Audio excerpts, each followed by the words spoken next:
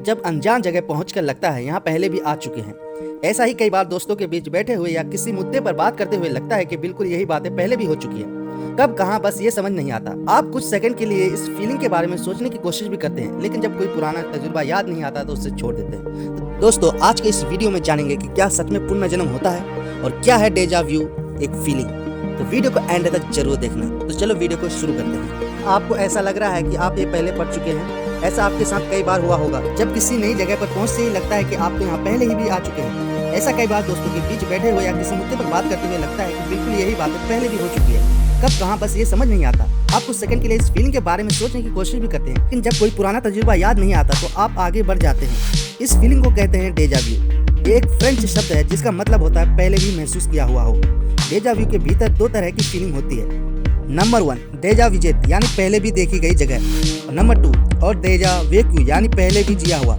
इन दोनों भावों से ही बनती है डेजा व्यू की फीलिंग। लेकिन जब आप पहले कभी उस जगह पर गए ही नहीं और ना ही कभी वही पहले घटना हुई है, ये डेजा व्यू की फीलिंग आती कहाँ से? क्या इसका पुनर्जन्म से कुछ लेना देना है? पहले ऐसा माना जाता था कि पहले भी हो चुकी घटनाओं की यह भावना कहीं न कहीं पुनर्जन्म से जुड़ी हुई है। कई भारतीय फिल्मों में इसका प्रयोग बाखूबी किया गया है, जब हीरो को एक जगह पर पहुंचकर बार बार कुछ याद आता है। लेकिन वैज्ञानिकों ने लगातार ये सिद्ध किया है कि ये सब झूठ है।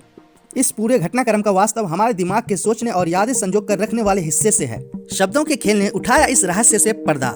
2016 में वैज्ञानिक ओ कोनोर और उनकी टीम ने कुछ लोगों के साथ एक प्रयोग किया। उन्होंने इस प्रतिभागियों के सामने कुछ शब्द कहे जिसे उन्हें याद रखने के लिए कहा गया। कुछ देर बाद हर प्रतियोगिता से पहले सुने हुए शब्दों के बारे में पूछा गया, लेकिन यही एक पेच था। एक उदाहरण के माध्यम से इसे समझिए।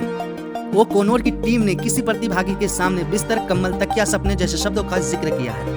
ये सभी शब्द आपस में जुड़े हुए हैं, लेकिन इस टीम ने कहीं भी वो शब्द नहीं बोला जो इन शब्दों को जोड़ता है, नींद। कुछ देर बाद जब इस प्रतिभागी से पूछा गया कि ना से शुरू होने वाले किसी शब्द का जिक्र किया गया था, उसने मना कर दिया। लेकिन जब उससे एक एक करके ये शब्द पूछे गए और नींद शब्द के बारे में पूछा, प्रतिभागी थोड़ा कंफ्यूज हो गया कि उसने ये शब्द सुना था या नहीं। कुछ देर सोचने के बाद उस प्रतिभागी ने कहा कि उसने नींद शब्द भी सुना था। इसके पीछे का कारण ये भी था कि जब बिस्तर, कंबल, तकिया, सपने जैसे शब्द उस प्रतिभागी के सामने बोले गए थे, उसके मन में नींद की भावना की पैदा हुई थी। इसलिए नींद शब्द सुनते ही उसे लगा कि ये शब्द भी उसके सामने कहा गया था। दिमाग का है ये पूरा खेल। हमारे दिमाग का सोचने और समझने वाला भाग इस डेजा व्यू की फीलिंग के लिए उत्तरदायी है। जब हम बहुत ही थके हुए होते हैं या बहुत ही ज्यादा रिलैक्स होते हैं, हमारे दिमाग या तो थका होता है या तो सोया हुआ होता है। ऐसे में कभी कभी हम मिलते जुलते शब्दों या वैसे ही मिलती जुलती भावनाओं को एक पुरानी याद समझ लेते हैं, और ऐसे ही ही डेजा व्यू की भावना जन्म लेती है।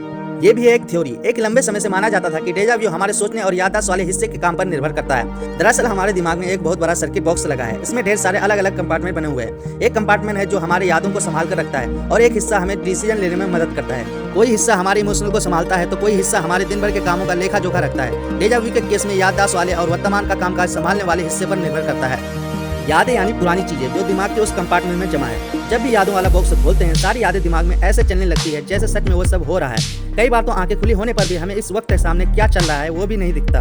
दिमाग का वो हिस्सा जो वर्तमान में जीता है, वो और यादों वाला हिस्सा एक दूसरे के आगे पीछे चलते हैं। मान लीजिए कि इन दोनों हिस्से के बीच में एक शटर है। अगर वर्तमान वाला हिस्सा काम कर रहा है तो यादों वाला बंद रहेगा। अगर यादों वाला खुल गया तो थोड़ी देर के लिए वर्तमान वाले का शटर बंद हो जाएगा।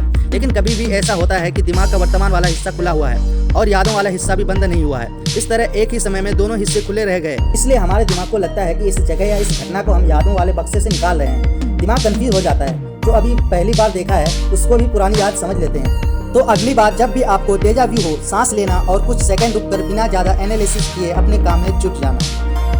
दोस्तों, ये जानकारी कैसे लगी हमें कमेंट करके अपना राय जरूर बताएं।